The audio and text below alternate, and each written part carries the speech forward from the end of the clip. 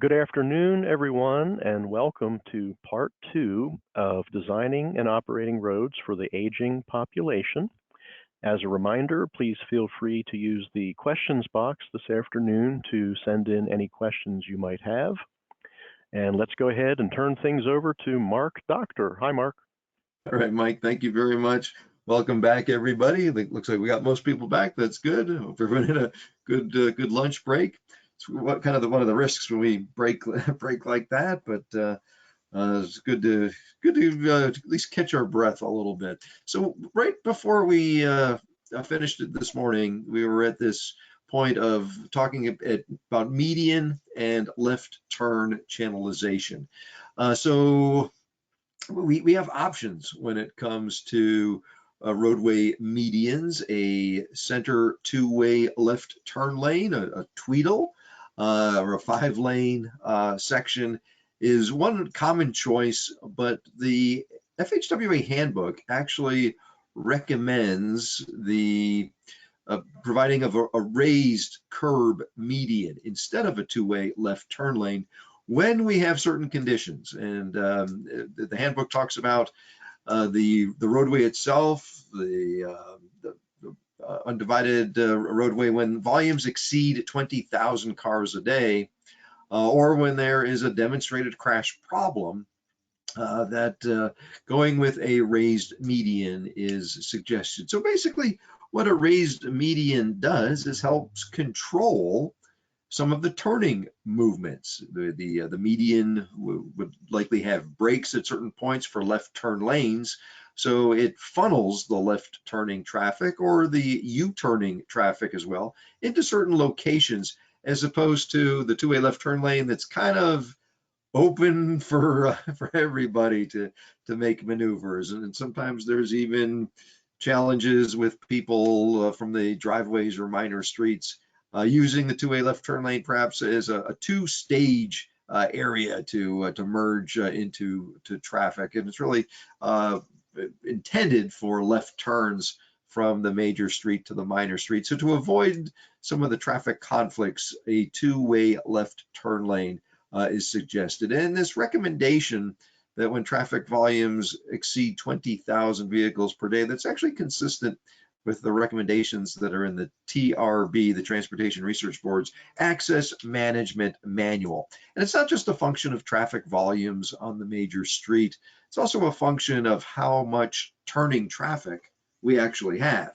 So the type of land use along the corridor makes a difference. If it is residential and the traffic turning in and out of the residential driveways are maybe just a few times a day, in comparison to commercial activity where we have shopping centers and establishments, and so we may have frequent turning in and out all day. So the type of land use, the amount of turning traffic also makes a difference, but generally the preference for a raised median is part of good access management, essentially. Now, when we do provide raised medians, or when we provide channelization approaching intersections, the recommendation is to use a sloping curb rather than a vertical curb. So a vertical face curb is very common, say in an urban area, perhaps where we have on-street parking, and that vertical curb is good to create that difference between, say, an on-street parking area and a sidewalk, because we don't want people popping up and maybe parking on the sidewalk, right? So a vertical curb has its place in certain lower speed contexts, such as where we have on-street parking. But the sloping curb, especially for channelization, median channelization or channelization islands at intersections, the reason here is that a tire, a driver and a vehicle and the tire may inadvertently rub up against the curb. And so the sloping curb is more forgiving. There have been instances where traveling at travel speeds rubbing up against a vertical curb can actually rip the tire off its rim. So the vertical curb is more forgiving if it is inadvertently hit, and less likely to cause instability or out of control to the driver. So that's where the recommendation for sloping curbs for these channelization islands come in. So I just wanted to cover those two slides there. And now, Mike, I think we were going to take some questions from the morning session, but now we can pause right now and see if we have any questions at this point as well. Yes, thanks, Mark. We do have the questions box open, so we invite our audience to type in any additional questions. And we did have that one question from this morning, Mark. Yes, a question about signing practices for multi-lane roundabouts. Excellent question. So yes, multi-lane roundabouts and trying to provide signage so that drivers know to stay in their lane. And of course, there are the lane assignment signs on the approach to the roundabout, but there is ongoing research and continuing efforts to try to figure out if there are signing practices or pavement marking practices as well that can help reinforce the proper positioning of motorists so that they get in the proper lane of a multi-lane approach to a multi-lane roundabout and then enter the roundabout in the appropriate lane and stay in that lane and exit from that lane. So excellent question. It is a challenge, an issue, and ongoing research continues. So hopefully soon we will have hopefully some better information on what drivers would understand and perhaps see some changes in future practice. So excellent question, but I guess the answer is stay tuned for now. Thanks, Mark. We don't see any additional questions at this time, but again, we will keep the questions box open. Here we go. Question from Craig. If you think a vertical curve can damage a tire, you should drive in New Hampshire with vertical granite curb. It has a sharp edge on the top, which totally ruins tires and rims. Okay. Yeah, excellent point. No, thank you. That's exactly exactly the concern is that whether it is decorative. So those beautiful granite curbs in New Hampshire, very pretty. But yes, we do need to think about what happens when a driver inadvertently rubs up against the curb. Yeah, and perhaps even at slow speeds, like when parking on street parking. So yeah, trying to carry out the function of a curb, but without unintentionally causing damage. And so yeah, a trend toward using more sloping curb is something that we are seeing. Yeah, very good comment. Thank you, Greg. So Mark, we have a question from Christina, and I've just copied the information into the chat for you. Let me take a peek at that. And thanks, Christina, for submitting those. Yeah, so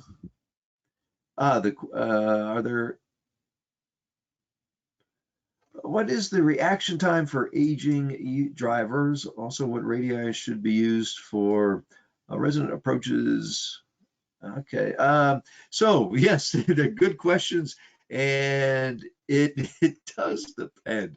So reaction time, like anything involving humans, it depends, and we have to make certain assumptions about perception reaction times.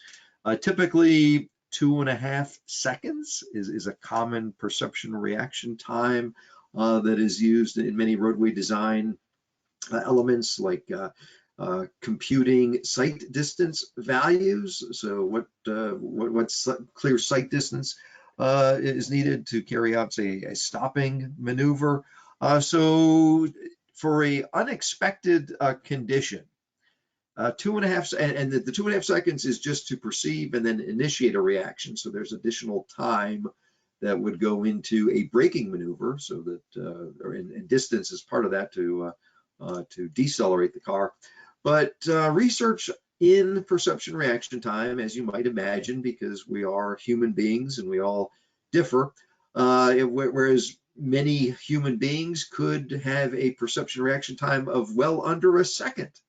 If you think about a race car driver, right, a very engaged, highly alert individual, the perception reaction times can be very quick, under a second.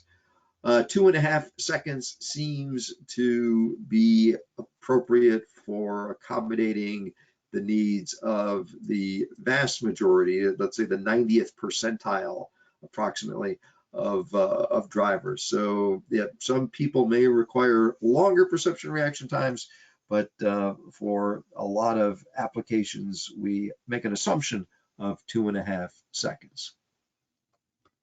And when it comes to the curb radii for driveways, it is complicated. I did show before the break the asymmetrical three-centered curve. There's no universal answer to what a curb radii should be. It's really an exercise in engineering where we're trying to reach a reasonable compromise between slowing vehicular turning speeds, and that's also dependent on context.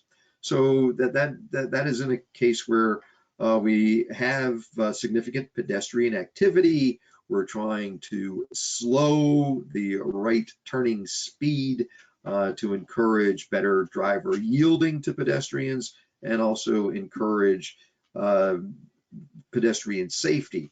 Now, if I am in, say, a rural context and maybe very limited pedestrian activity, then changing that shift where maybe I have more larger vehicles, more trucks, and so my approach or my design for a curb radius choice would be different. So that's why it is a seemingly simple task to lay out a curb radius for either a minor street or a driveway, but in reality, it is something that requires or should have a good amount of engineering, and it is based upon context, the desire for providing good pedestrian safety, our design vehicle that we're trying to accommodate, the likelihood of having significant volumes of that design vehicle. And that's another thing, we shouldn't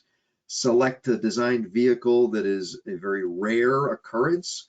If it's very rare that I would have a large truck making that turn, then that large truck probably should not be my design vehicle. A design vehicle is something that we try to accommodate on a regular basis, and a vehicle that's infrequently using that entrance or minor street, it can be operationally acceptable that in those rare events that a turning vehicle may actually have to make adjustments. And by that I mean if there's not enough space to turn into their receiving lane, well, sometimes you let the car in the other lane clear, and that additional space can then be used for the turning vehicle. It usually works itself out, and it's not problematic unless it happens frequently. So there's a lot to it. Seemingly simple question, but not a simple answer. So thanks, Mike. Appreciate that opportunity. Yeah, thanks, Mark. In the chat, we have a question from Clark. Are there any studies that roundabouts reduce crashes and fatalities with senior drivers or any age drivers? Well, certainly for any age drivers, yes. Lots of studies, lots of research that kind of shows time and time again, especially for the single lane roundabouts and for reducing severe and fatal crashes. Now, there are a lot of examples where multi-lane roundabouts have actually seen increases in total crashes, but usually there are significant decreases in fatal and serious injury crashes. So it's kind of a trade-off. And I think for many of us in transportation, it's like it's hard for us to kind of accept the negatives, but there's always trade-offs in life, right? And so we always get negatives with any positive. There's very few things that are only giving us the good. So let me ask you this hypothetical question. If I could offer you some transportation safety treatment that increased the total number of crashes, let's say doubled the total number of crashes, but the net decrease in your fatalities and serious injuries was say 50% or more than half. So in other words, yeah, you're doubling crashes, but they're primarily the minor crashes, property damage only crashes, or minor injury crashes. And what you're gaining in exchange for that is a significant reduction in your fatalities and serious injuries. So ponder that question. Would you accept that trade-off? And I think historically we would have difficulty dealing with that proposition, but under a safe system approach, we actually think differently about safety, and our focus is on eliminating death and serious injury. So if I have an opportunity to greatly bring down the probability that I would have a fatality or serious injury crash at my intersection, I'm going to jump on that. Now, as a consequence, I am increasing minor crashes. Wow, that's but under a safe system approach, yeah, I like those terms, because it's not that we don't care about minor crashes, but you know what? We really don't care about minor crashes. No one's getting hurt. It's going to ruin your day. No one likes to be involved in a traffic crash, but you know what? Cars can get fixed, or you can get a new car. We can't get a new body, and we certainly can't replace a loss of life. So it's a change in perspective. It's a change in priority. And so, yeah, that's my another important lesson learned, I think, when it comes to assessing the options that we have. And yeah, multi-lane roundabouts may increase crashes, but they're probably going to be the minor crashes. And because they greatly reduce fatalities and serious injury crashes, I still think that we have a lot of opportunity with using roundabouts to help us achieve significant reductions in fatalities and serious injuries. So thank you for bringing that out, Clark. It's a great comment, and allowing me that opportunity to expand on that philosophy. Thank you. Thanks, Mark. Looks like there was a follow-up comment from Craig. Yeah. So from a design criteria, you want depth?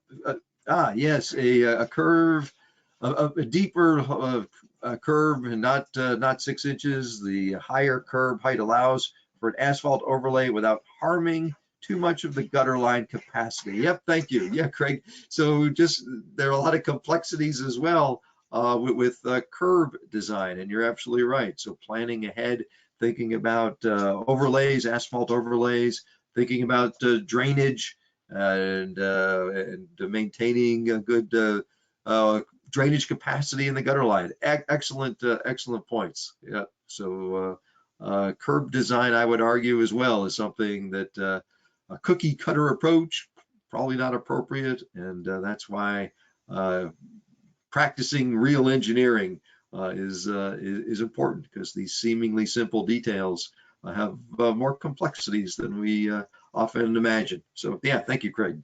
Great comment. All right, thanks, Mark. There are no additional questions at this time, but we will leave the questions box open.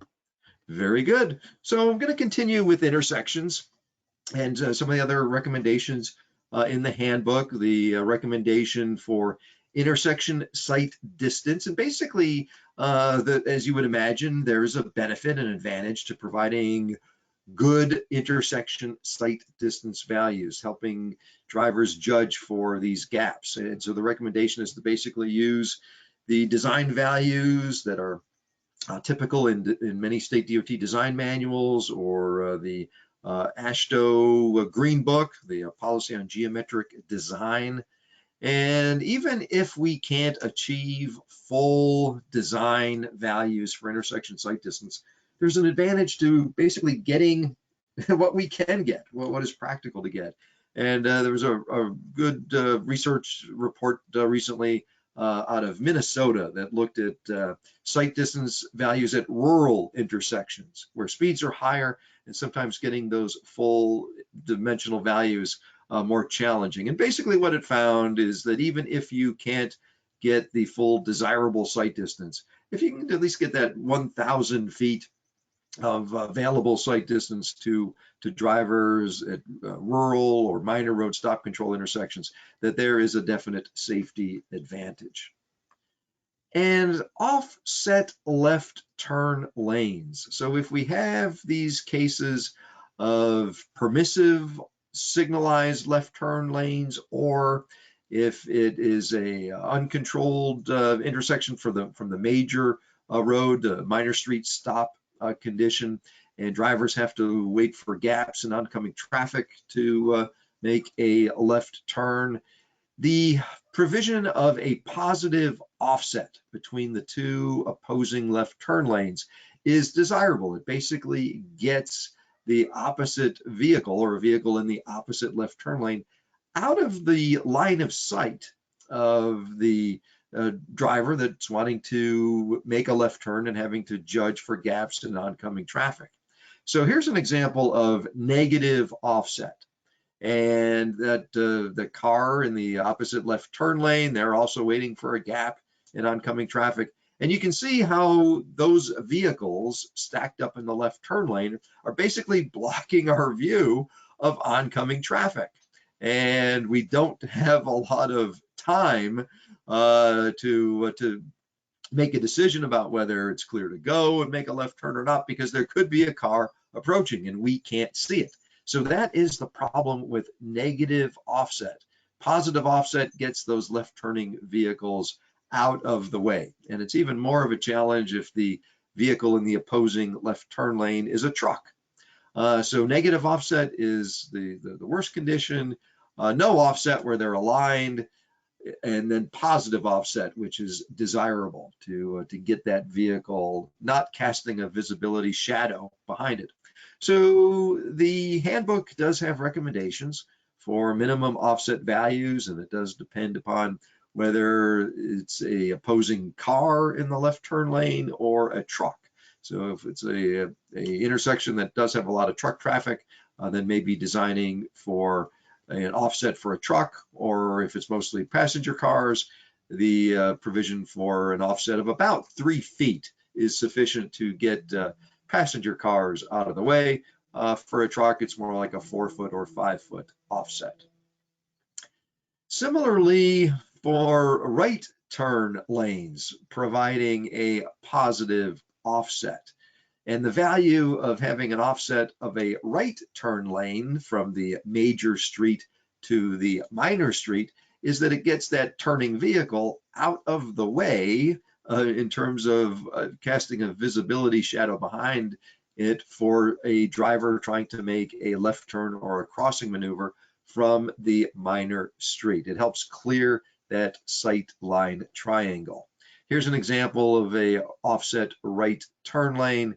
And when you provide an offset right turn lane, you can even do things like move up the stop bar and provide even better visibility. Plus, when a vehicle gets in that right turn lane, it's sort of an indication that that vehicle is going to indeed turn right. It's kind of like a commitment, and gets the vehicle out of the way for looking at any traffic that may be behind it.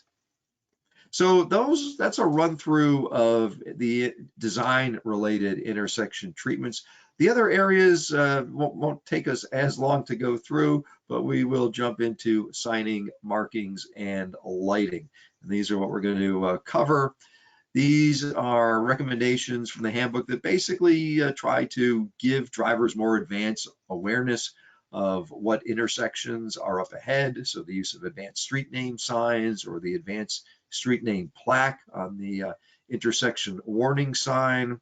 The handbook recommends the use of overhead lane assignment signs on intersection approaches, or a combination of lane assignment signs with route guidance signs as well, placing those signs where they are going to be most visible. The use of supplemental pavement markings for stop and yield sign control. So this can be particularly effective in a rural area where maybe it's been a while since a driver encountered an intersection that had a stop condition or a signal condition. So the use of pavement marking word messages to help further emphasize the condition that is ahead.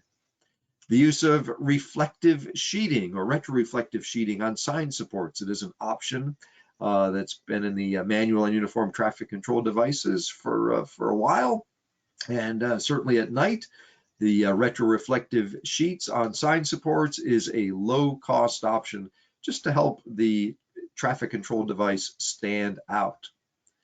Providing enhanced delineation on edge lines and curbs. So channelization for intersections, doing things like painting the face of the curb. You notice this is a sloping curb, but it is painted yellow. It is outlined with raised markings and reflectors along the top surface of the curb face. So having it stand out. And lighting, intersection lighting, particularly recommended anytime we have lane shifts or where we have significant pedestrian volumes at night. And intersection lighting can be very helpful for enhancing pedestrian safety at intersections. At interchanges, having lighting helps reduce the risk of wrong way movements, where a vehicle may inadvertently turn onto an exit ramp and go travel the wrong way on a ramp. Lighting can help in those situations as well. So that's a quick run through of some of the recommendations covered in the handbook on signing, markings, and lighting. For traffic signals, traffic signal head visibility, and the use of protected only left turn signal phasing. For traffic signal visibility, the handbook recommends placing signal heads basically overhead in the lane, and a preference toward having supplemental signal heads as necessary.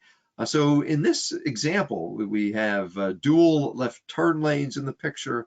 There is a right turn lane, and so the left turn lanes, the right turn lane, the 3 through lanes, each have a signal head, so it really stands out. Plus, some states have practices of mounting supplemental heads on pedestal posts, both on the right side and or the left side. That can be particularly advantageous when we have intersections where the approach is on a horizontal curve that could limit the line of sight. So maybe the main signal heads are not very visible on the approach, but a advanced supplemental signal would be more visible on the approach. And the use of backplates with retroreflective borders. So at night, the retroreflective border really helps frame the signal head. And for people that have challenges with distinguishing color, so there are various degrees of color blindness, but for people that have a very common challenge distinguishing the green-red distinction, having that reflective border on the signal helps identify which light or which ball is illuminated. So even if a person may not be able to distinguish the color, that it's a green light or a red light, they can distinguish which light is illuminated based upon its position within the retroreflective border. So it helps multiple people and multiple challenges having backplates with retroreflective borders.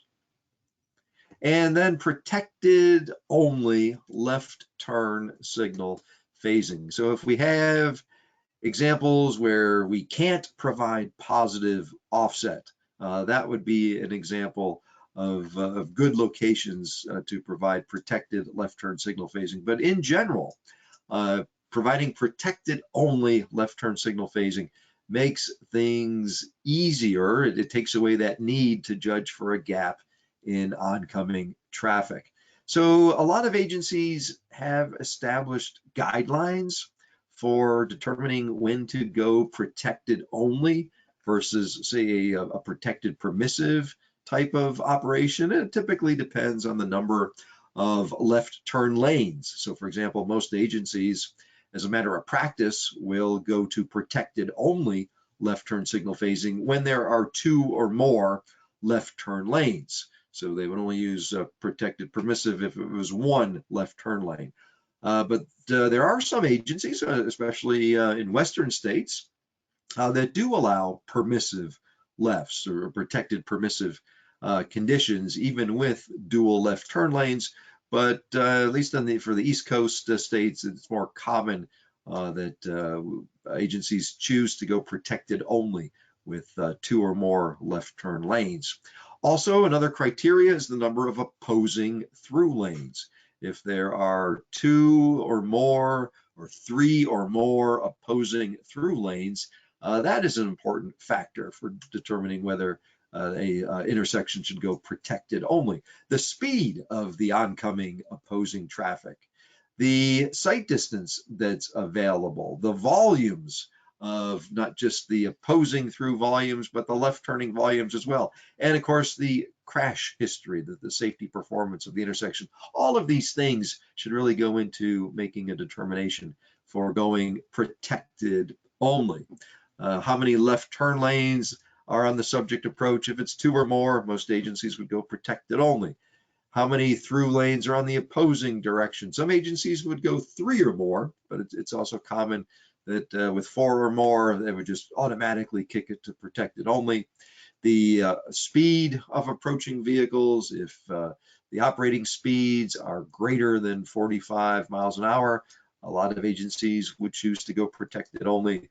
And of course, sight distance being a critical factor. But the overarching cloud for all of this should also be crash experience, or also as a matter of policy, and maybe promoting greater consistency with protected only. Certainly, there are demonstrated safety advantages with going protected only. Another possibility, because another concern with protected or with permissive left turns is pedestrian safety. And so a case of a driver that has the ability to make a permissive left turn at a signal, their attention is focused on oncoming traffic. So they're looking for gaps in oncoming traffic, and with their attention focused straight ahead at oncoming traffic, they may not be paying attention to the presence of a pedestrian that would be legally in the crosswalk crossing.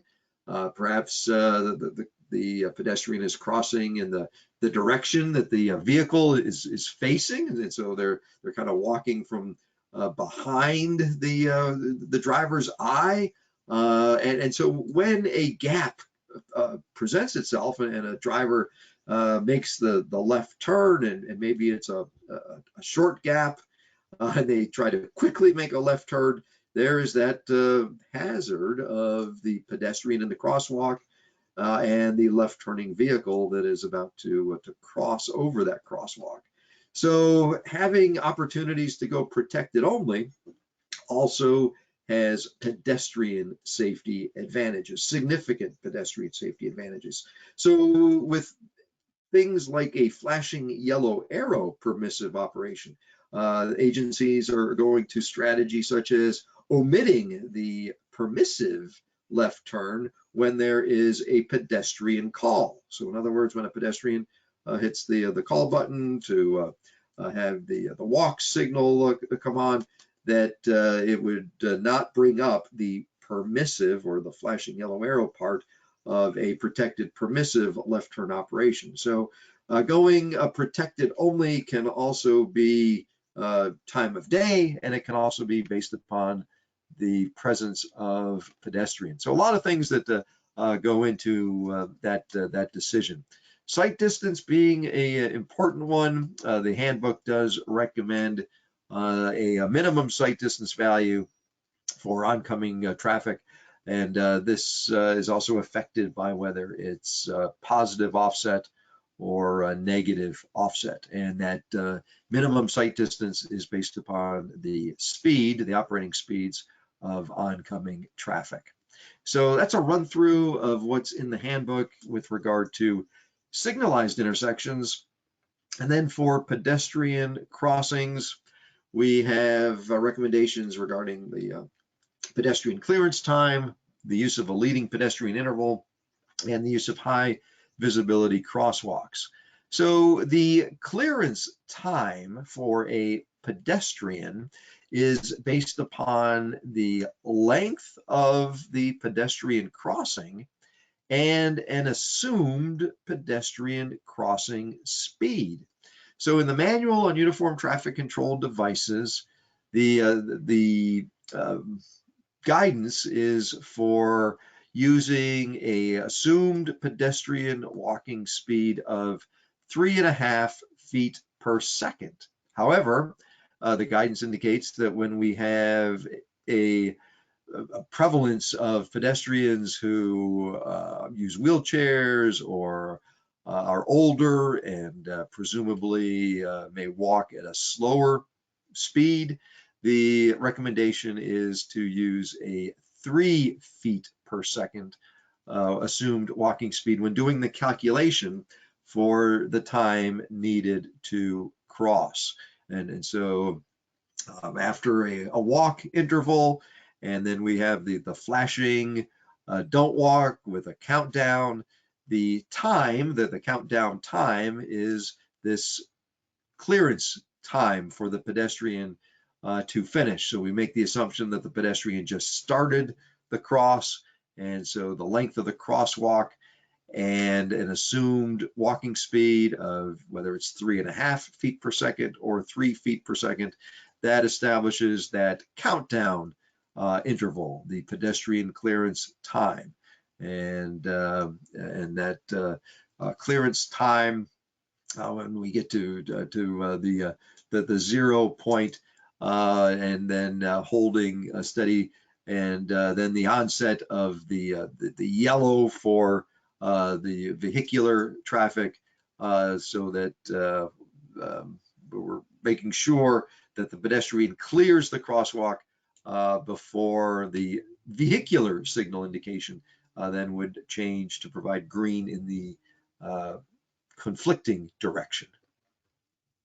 And then the use of a leading pedestrian interval. So the handbook recommends the use of a leading pedestrian interval, especially when there are high right turning volumes. In this picture, you see an example that includes a no right turn on red blank out sign. It's not required to have that blank out sign. You can have a leading pedestrian interval without that, but the no right turn on red sign just gives further reinforcement to the fact that with a leading pedestrian interval, we give the pedestrian the walk indication, give them time and an opportunity to claim the crosswalk, space before the vehicular signal indication turns green. And sometimes when there is very heavy right turn demand at a signalized intersection, sometimes depending upon the aggressiveness of the driver, there may be instances of a driver making a right turn in front of a pedestrian. And then if the volumes are particularly heavy, sometimes there is a train of right-turning vehicles that just follow the leader, and in some instances actually can block off opportunities for pedestrians to cross. And so a leading pedestrian interval really is about giving a head start, giving an opportunity to the pedestrian to start crossing first before the green indication for vehicular traffic. And then the use of high visibility crosswalks. So the high visibility crosswalk is really to help an approaching driver see that there is a crosswalk ahead. So whether it's at an intersection or a mid-block crossing, at a mid-block crossing in particular, a high visibility crosswalk can be useful. It's really about providing a marking that has a greater visibility on the approach for the driver, to alert them of the presence of a crosswalk and the potential for a pedestrian to be crossing. So that is a run through of not even all, but many of the recommendations in the handbook related to intersections. And they fall into those categories of design, signing markings, pedestrian crossings, and traffic signals. So I know that's quite a bit, but the intersections chapter is by far the largest and bulkiest piece of the handbook. So before getting into the next segment on implementation considerations, just want to pause and check, Mike, if we have any questions that may have come in to this point. Hi, Mark. All good so far. We don't have any additional questions, but of course the questions box is open. All right, very good. Thanks, Mike. So one key part of the FHWA handbook is information about implementation considerations and knowing when to implement these recommendations. Some of the recommendations are things that we wouldn't necessarily put out at all locations, because sometimes, say for example, a traffic control device that provides added emphasis or added warning, well, it doesn't provide that added emphasis or warning if it's used everywhere. So some treatments are meant to be utilized only in areas where or conditions where especially needed. But some arguably are more likely to be appropriate to deploy, say, on a more systemic basis, where deploying them widely and broadly at all locations. So it does depend on the type of treatment, but also the context or conditions of the location that we're dealing with. And that's where this section of the handbook comes into play. It starts off with a step of running through 4 questions. The first question is there a demonstrated crash problem with aging road users at this location? And then the second question, has any aspect of the design or the operations at this particular location been associated with complaints, complaints from local citizens, and that can certainly include complaints from aging road users? Or are we aware of any safety concerns at this location, especially those that could present higher risks for aging road users?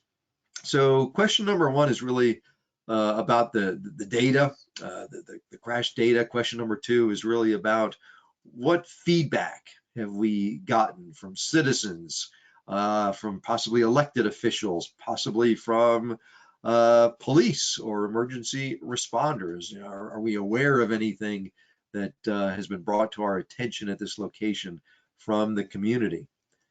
Question 3 utilizes things like census data.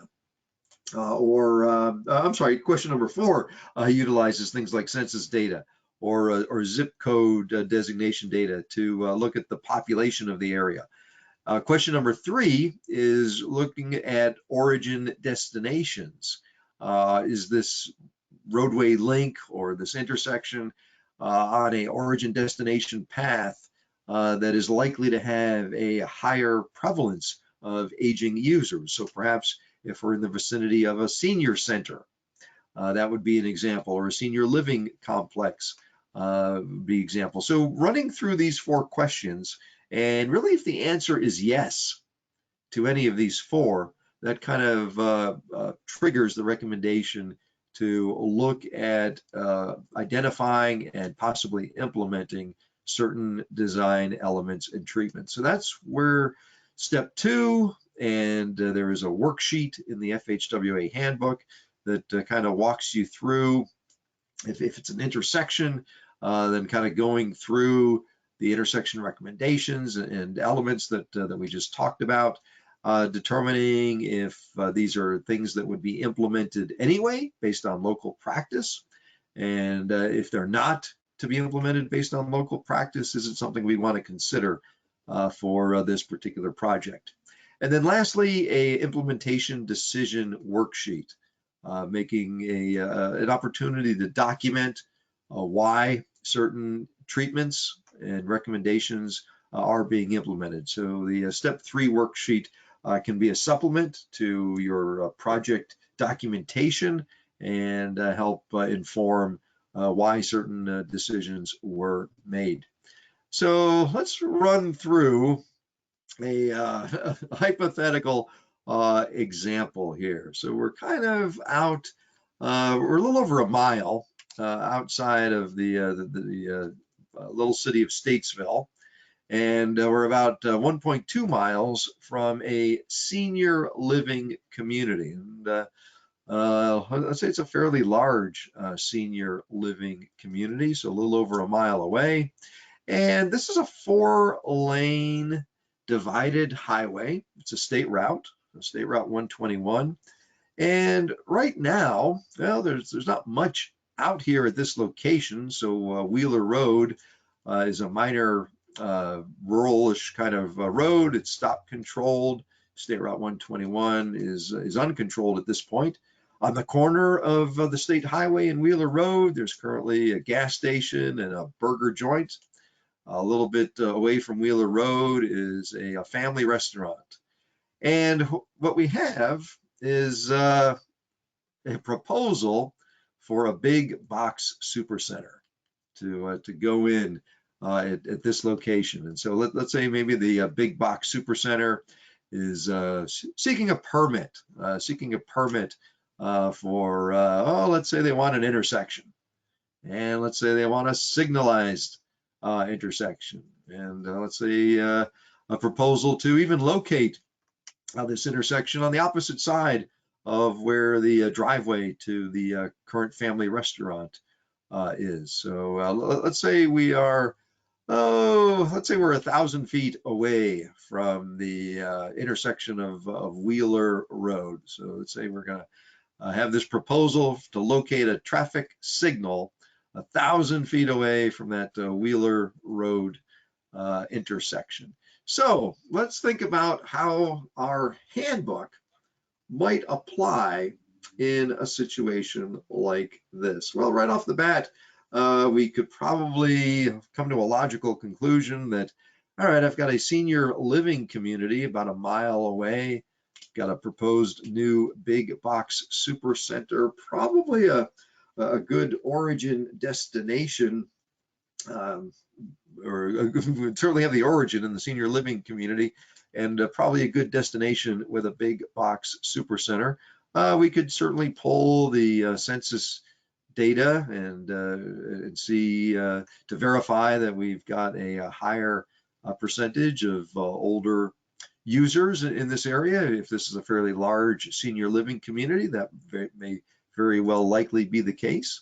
So let's say that we've answered yes to that question, and now we're going through the exercise of trying to identify what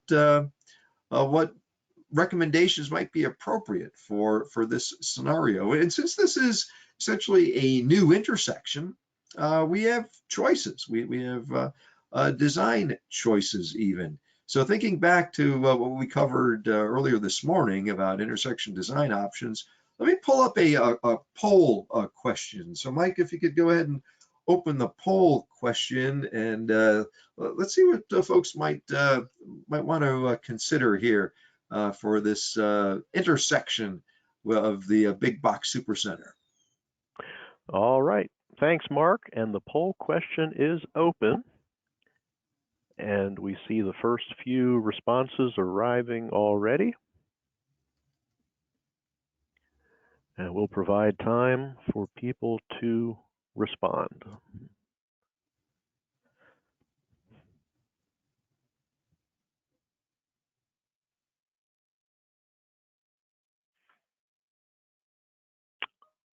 All right, more votes are arriving.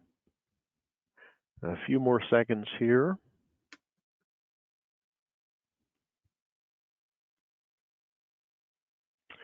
All right, let's close the poll and share the results. So Mark, 12% said option A, 41% said B, 29% said C, and 18% said D.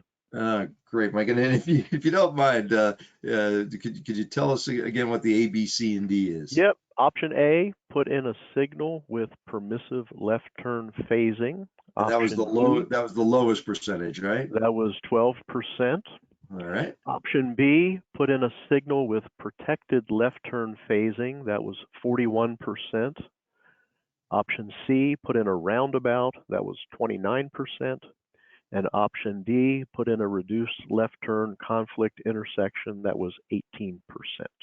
All right. Interesting. So, obviously, probably need more information, more study, more analysis. I like how folks seem to have a preference for protected only as opposed to a permissive roundabout. We probably need more information if this is a higher volume, higher speed facility.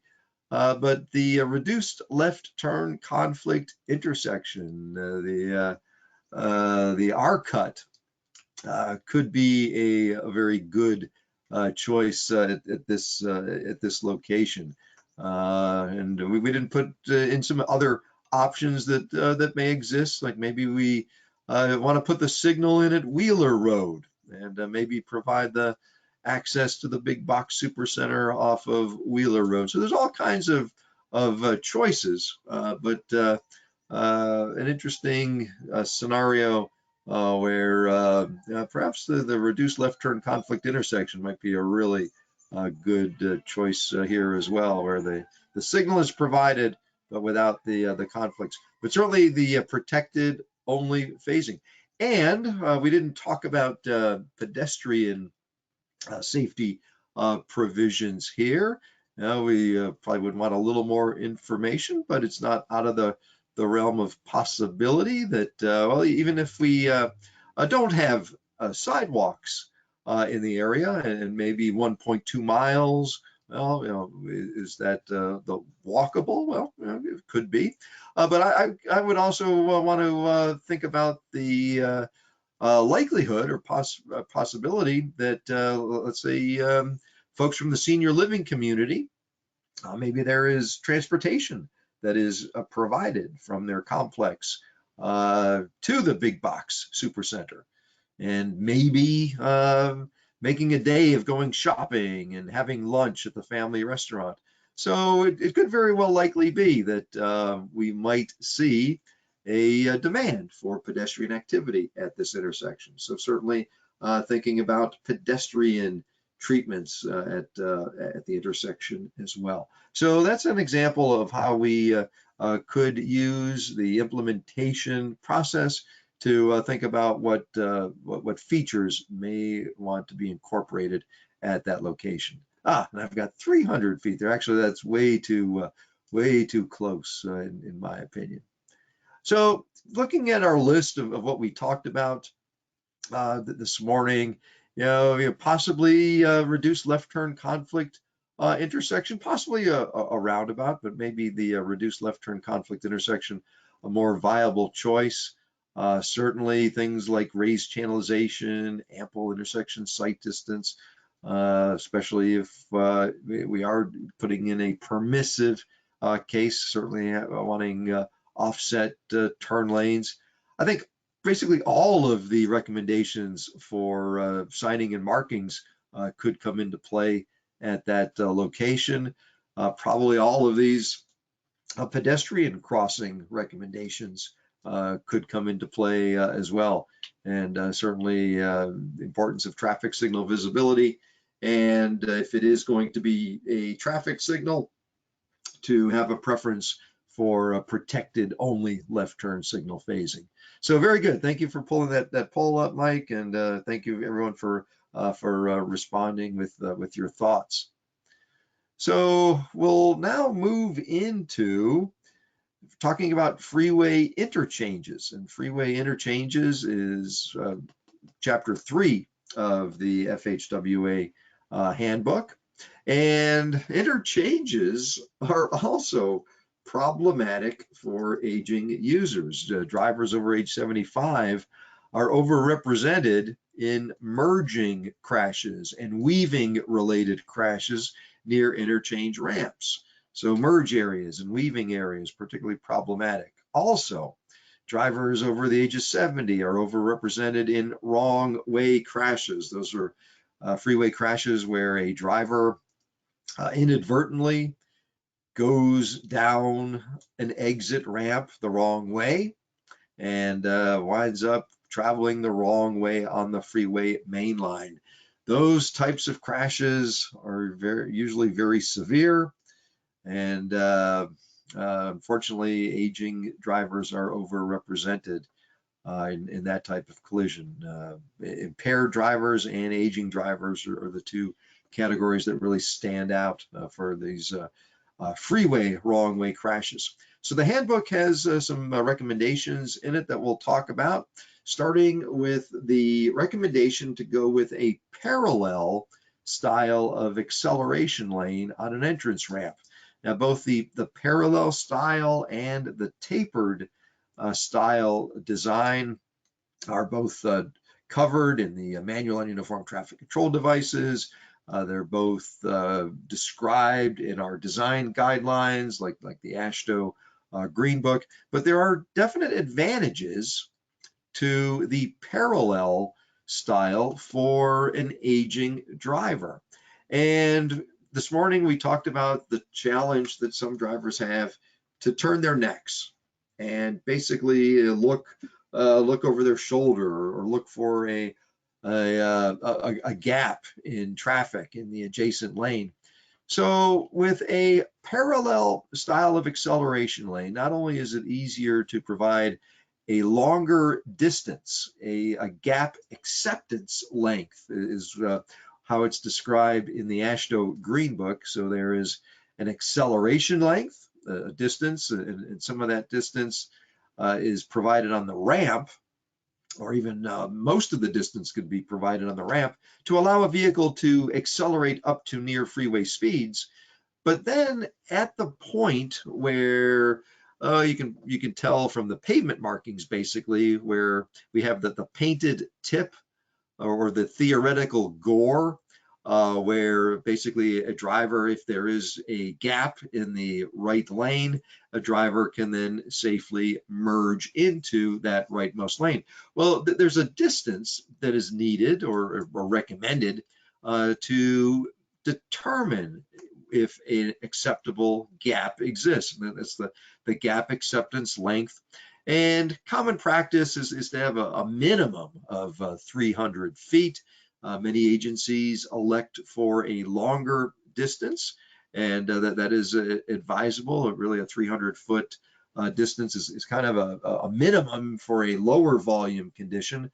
Higher volume conditions, or also conditions with more trucks, because if there's a lot of trucks on the freeway, that can affect the gap acceptance. So the parallel acceleration lane, not only does it provide for that longer gap acceptance length, it also allows a driver to make use of their side view mirrors to help judge if there is an opening in the rightmost lane. Picture a driver coming down the tapered style of lane, and their side view mirrors are basically looking back at the ramp. Whereas on a parallel style of entrance lane, the side view mirrors are going to be more effective that a driver could use. So definitely a preference from an aging user perspective to go with the parallel style of acceleration lane, and a preference to go with a longer entrance lane length. The 1,200 feet plus the taper is actually a recommendation currently in the AASHTO Green Book, but providing at least an adequate gap acceptance length. Another recommendation deals with acceleration and deceleration lane design and providing decision sight distance values in advance of exit ramps. So we've mentioned stopping sight distance. Stopping sight distance is really based upon that 2.5 second perception reaction time plus a deceleration length for a vehicle to come to a stop at a reasonable deceleration rate. So when we talk about a stopping sight distance, that distance is not an emergency braking distance. It's really a stopping sight distance based upon a perception reaction time that accommodates most drivers, and then a deceleration rate that is comfortable. It's not an emergency braking distance, but a reasonable deceleration rate. So stopping sight distance is something that highway designers try to provide at all points along a roadway. Decision sight distance values are greater than stopping sight distance. And decision sight distance is appropriate when drivers have to make more complicated judgments, such as changing speed, changing path, the travel path, changing direction. And so the recommendation is to provide decision sight distance upstream of exit ramps. And in this case, you see where there's a horizontal curve that is basically blocking the view of the exit gore. A vertical curve can also block the view of a freeway exit point. So here's a recommendation to perhaps shift or elongate where the exit point occurs, putting it on the near side of that crest vertical curve where the driver can see it. So horizontal curvature or vertical curvature can both influence or restrict the sight distance in advance of an exit. Another recommendation is for the use of overhead arrow per lane signs for multi-lane exits that have option lanes. So these types of signs have been around in the MUTCD for a while, but the recommendation from the handbook actually predates the option of these types of signs in the MUTCD. So this is an example of a recommendation from the handbook that has pretty much been mainstreamed into practice at this point. A lot of agencies use these overhead arrow per lane signs. And so when we have this case of a option lane, so a lane that can either exit or continue straight, the research demonstrated how these arrow per lane signs are better understood by drivers, including older drivers. Another way to help enhance making sure drivers know which lane they should be in includes route shield pavement markings at major junctions where we have, say, two freeways that are splitting. And so putting route shield markings on the pavement. Another practice that is starting to catch on. Many agencies use a very highly durable marking material for these. And so some early installations that had problems with the marking wearing off, now we're seeing a lot of great success with these types of markings with good durability and a lot of good feedback from users to help them better understand what lane to be in to go to their designated choice route.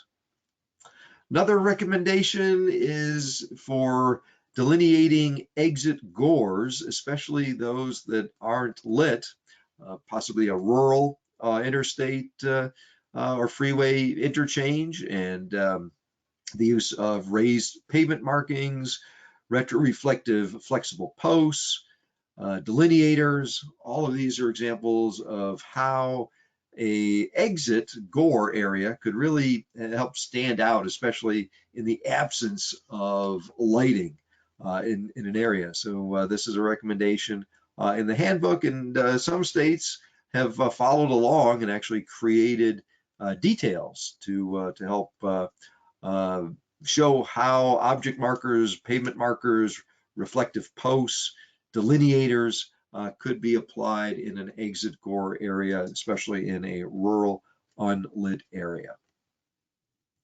And then using traffic control devices to help reduce the risk of wrong way entries.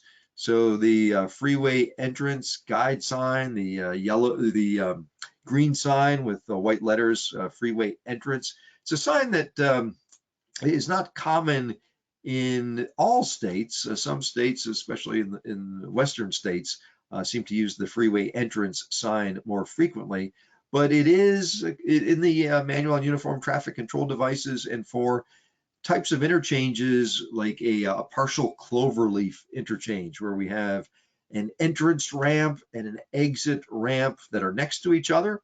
It just helps to better identify which lane is actually the freeway entrance ramp. And for the exit ramp, to place wrong way signs, do not enter signs, and pavement markings like the wrong way pavement marking arrow. Some states will take practices of doubling up on signs, going with oversized signs, putting them at multiple locations, enlarging them, and adjusting the height.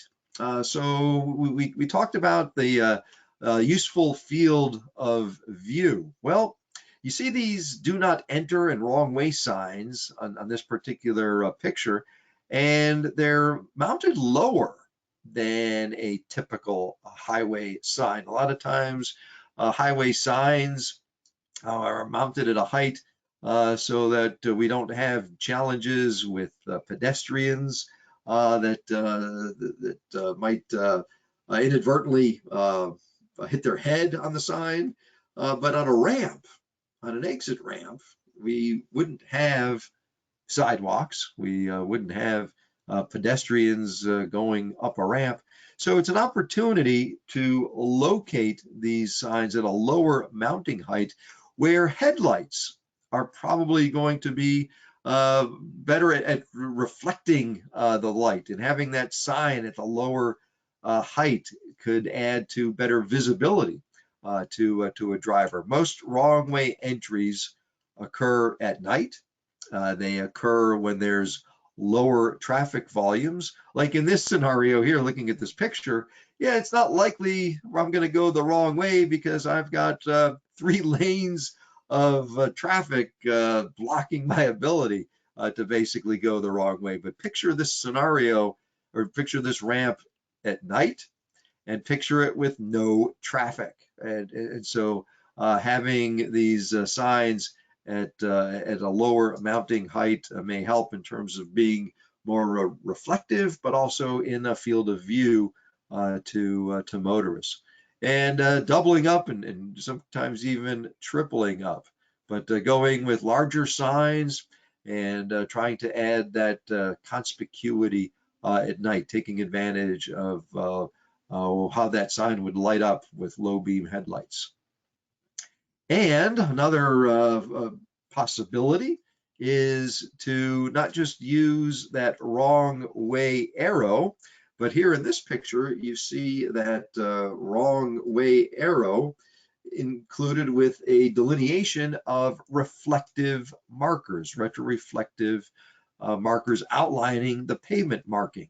In the proper direction of travel, the arrow could have white reflective markers, but in the opposite direction. So if a vehicle is going the wrong way down a ramp, the reflective markers could be double-sided with white reflectors on the proper approach side and red reflectors in the opposite side.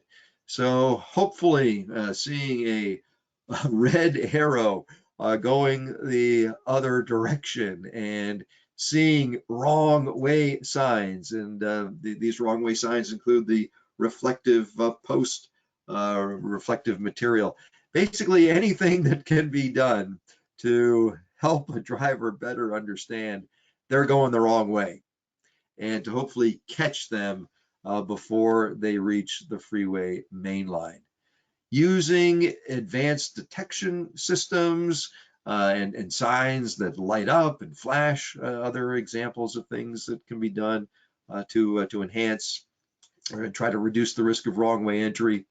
The Florida Department of Transportation a few years back revised their design guidance for ramps, and you can see it includes tripling up on wrong way signs, putting them on both sides of the ramp, use of the wrong way pavement arrow.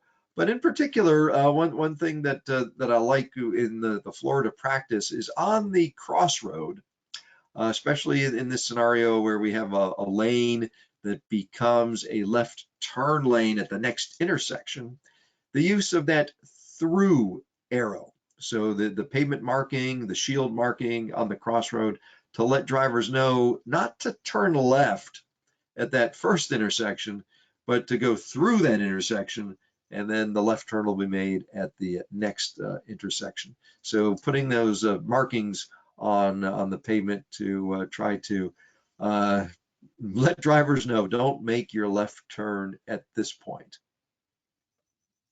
Also, how we design the channelization to essentially try to make it more difficult for drivers to make that left turn and go the wrong way. So angular edges on the channelization. So to try to facilitate the proper turns out of the exit ramp, but make it harder for drivers to turn and go the wrong way. It's never impossible, but if we make it hard for them, it reduces the risk. And so a couple of designs that help achieve that. Roundabouts at interchanges, at interchange ramps, a great example.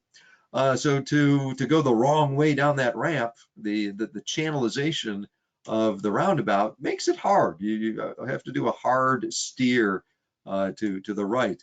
Same thing with a partial cloverleaf, the Parklow B design, where the loop ramp is the exit ramp. Well, you could make a turn and go the wrong way down the loop ramp, but it would be hard to do, and you certainly would have to do it slowly. And same thing even with the ability to use good channelization for the other side of the exit ramp. You could do it, but it would be challenging. So anything that we can do to make it difficult physically for a driver to inadvertently turn the wrong way, the type of interchange design helps facilitate that. So that's a run through on interchanges, and I guess I'll take a pause here as well, Mike, and just check in and see if we have any questions. Yes, thanks, Mark. In the chat box, we do have a question from Gary. All right, let me check that out.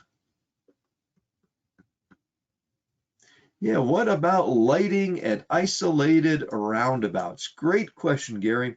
So lighting is, well, to be quite fair, lighting is advantageous at all intersections, and so I don't think it's it's right that we say, oh well, roundabouts need lighting. Well, roundabouts would certainly gain and benefit from lighting, but really, as would all intersections. So I totally agree that lighting at isolated roundabouts would be nice.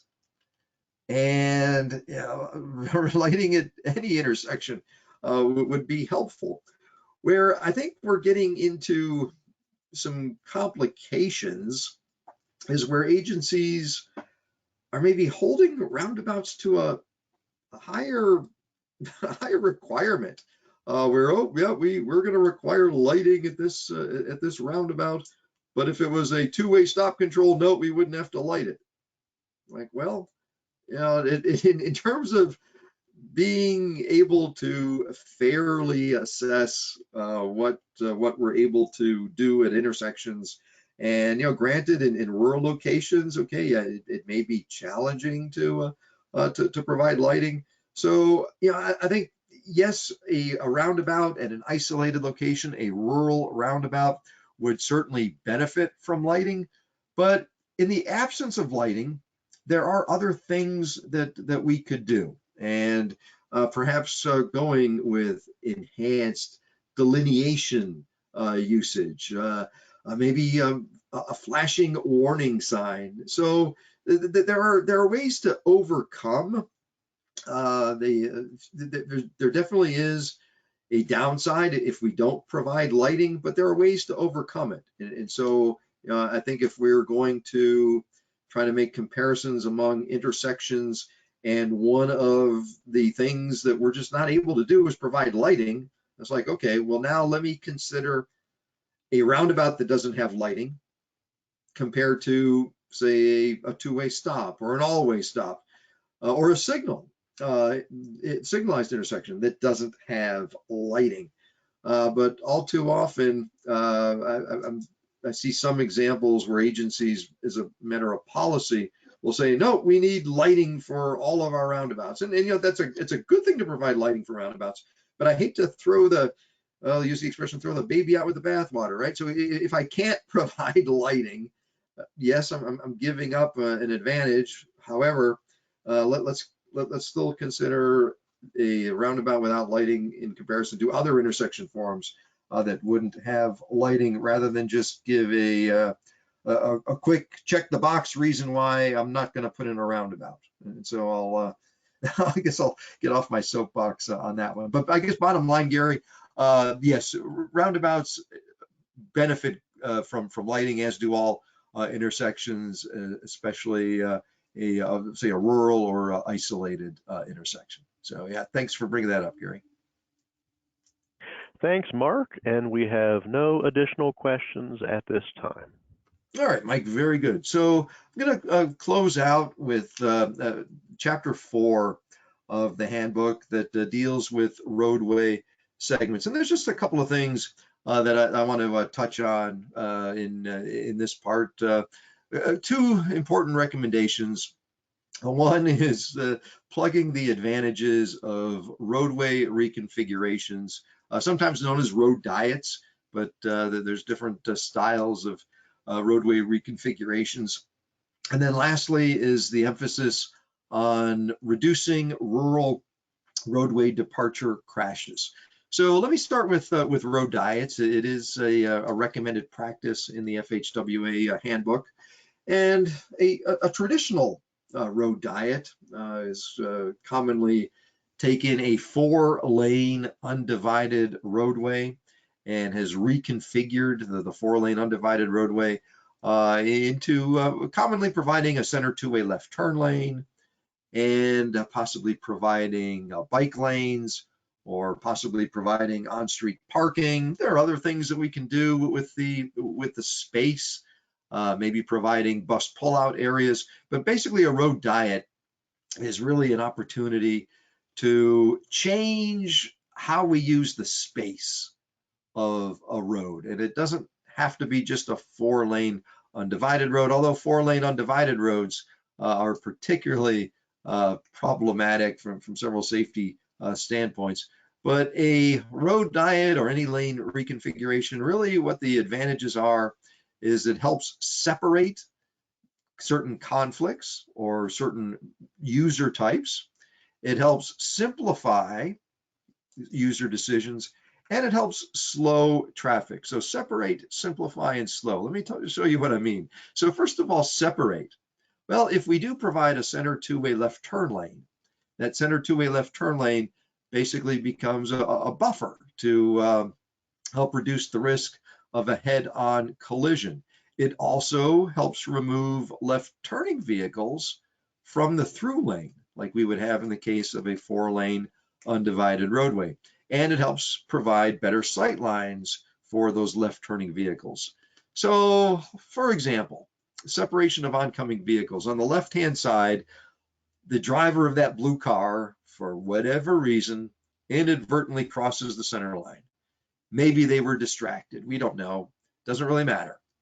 Well, if they cross the center line and there's an oncoming vehicle, that can be a very high severity collision. Let's take that same scenario. Driver of the blue car makes a mistake, is distracted, crosses the line out of their lane. Well, if instead of an oncoming vehicle, if it is a two-way left turn lane, and there's nothing in that two-way left turn lane, well, then that error had no consequence. And so that buffer, that separation, can make a difference. All right, a case of a driver making a left turn and waiting for a gap in oncoming traffic. Well, in a 4-lane undivided scenario, they're at risk of being rear-ended. If we get that left turning vehicle out of the way, less risk of being rear-ended. So separating the left turning vehicles from the through vehicles. And then separation by mode. So if through a roadway reconfiguration, we can provide bicycle lanes where bicycle lanes didn't previously exist, or a bus pullout area, or a center two-way left turn lane doesn't necessarily have to be continuous. By doing so, we can use that center median area to perhaps provide a pedestrian refuge island. So separating a pedestrian crossing into a 2-stage crossing. So a roadway reconfiguration can actually help make mid-block pedestrian crossings more feasible and provide pedestrian refuge areas in the center. And simplify. So simplify really deals with improving sight lines. So if we take the case of a driver wanting to make a left turn, or if we have the case of 2 drivers wanting to make left turns at a minor street on a 4-lane undivided roadway, that is negative offset, and they're definitely blocking each other's view of oncoming traffic. If we had the center two-way left turn lane, we are at least now having no offset as opposed to negative offset. And another example of simplifying is the case of a driver trying to make a left turn out of the minor street. So if we have a 4-lane undivided roadway, making a judgment in gaps across 4 lanes of traffic, 2 lanes in each direction, and trying to judge for speeds and distances, that can be very complex. And research has indicated that most drivers of any age, they actually underestimate gaps in traffic by typically 20 to 40%. So we may think we have more of a gap than we actually do. So making a left turn out of a minor street like this on a 4-lane undivided road can actually be quite challenging. Also, there are sightline issues to be weary of. So a driver that's slowing down to make a right turn onto this minor street may actually cast a visibility shadow behind them. So we may think that there's a gap when indeed there isn't. Here's a great example of that. You see this white van slowing down. They do have their turn signal on, their directional signal on, and we see a school bus behind that van. And we know it's a school bus because it's a bigger profile. But what if instead of a school bus, what if it was a sedan that was basically in that same position? Well, the van would be blocking our view of that oncoming sedan. So if we had a 2-lane or 1 lane in each direction type roadway, if we implemented a road diet, we basically take away that sight line problem. And so it is easier to judge for gaps out of the minor street when we have that type of roadway reconfiguration. And there's a pedestrian benefit as well, especially in a scenario where we have a mid-block crosswalk, or in the picture on the right, it's a crosswalk at an intersection, but the minor street is stop controlled. The major street is non-controlled. So there's no signal, there's no stop, there's no signal or stop sign for the major street. And in this picture, you see a bus that is stopping, and we see the pedestrians in the crosswalk that are starting to cross. But just picture this scenario. Imagine that you are the driver of that black sedan, and maybe you were behind the bus. And so you're driving along, you see a bus in front of you, the bus is in the right lane, it slows down, it stops. Well, what's going through my mind is that bus is stopping to unload or pick up passengers. Maybe it's a bus stop, I don't know. But the bus is stopping, it's not a school bus. And so I get in the left lane and I'm going to pass the bus. And I don't see the pedestrians in the crosswalk because the bus is actually blocking my view of those pedestrians. So this problem, this type of scenario, often called the multi-threat challenge, where a car behind the first vehicle that is stopping for pedestrians in the crosswalk, and the car from behind doesn't see the pedestrian and maybe goes around the car at a high speed and could collide with the pedestrian in the crosswalk. So this multiple threat crash problem is another issue at 4-lane undivided roads, and we take that away at with a road diet. So basically 4-lane undivided roadways, a lot of frequent lane changing, a lot of potential problems that that can be taken away with a lane reallocation project. And then lastly, I just want to close with preventing rural roadway departures. The three main objectives are to keep vehicles in their lane, reduce the potential for crashes, and minimize crash severity when crashes do happen.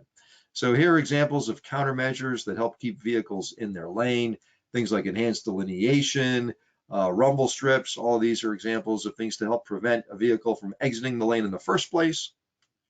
To help vehicles recover, things like a clear zone or slope flattening or the safety edge, so that if a vehicle does get off of the pavement, rather than trying to overcorrect, and oftentimes they encroach into the opposing lane, the safety edge helps allow drivers to more easily get back into the lane without overcorrecting. And then minimizing crash severity, these are providing things like breakaway sign supports and poles, and keeping our barriers for areas where obstacles can't be made crash worthy or removed. So that's an example of the many countermeasures for reducing rural roadway departures. So I know we covered a lot, and actually that wasn't even everything that we have in our FHWA handbook, but kind of the highlights of recommendations. So with that, Mike, I see we've got a few minutes left, so I just want to check in and see if we have any questions that have been entered in. All right. Thanks, Mark. Great information today, and we will leave the questions box open for the next few minutes if there's any additional questions. Let me mention that our LTAP office will send out a follow-up email with links to the video recordings from today's sessions. And also, here in Ohio, we have several additional training opportunities for roadway safety topics. So we have a one-day course on combating roadway departures or reducing roadway departures. That'll be held June 7th here in Columbus, Ohio, and June 8th in Garfield Heights. And we also have a 2-day road safety audits course with 5 regional sessions scheduled for August and September. So please visit our Ohio LTAP website for registration information.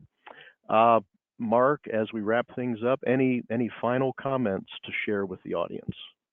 I just want to thank the audience for participating today, and I want to thank you, Mike, and Ohio LTAP for for hosting this. And I just want to conclude with one observation. And basically, every recommendation that we discussed today, there's really nothing that we covered that wouldn't be a safety improvement for any road user. So even though our focus is on the aging road user, really when we design to accommodate for the old, we really make things better for everybody. But what makes these recommendations particularly effective for the aging population is really the alignment with the safe system concept that, people are going to make mistakes. Crashes are going to happen. What can we do to first eliminate the most severe types of traffic conflicts? And then secondly, when crashes do happen, how can we keep them survivable? And really that is the key common thread that underlies all of the recommendations that we talked about. So again, I just want to thank everyone for participating today, and thank you, Mike and Ohio LTAP, for hosting this. All right. Well, thanks, Mark, for teaching this webinar series. We greatly appreciate it. And thanks so much, everyone, for participating in this course. Have a great day.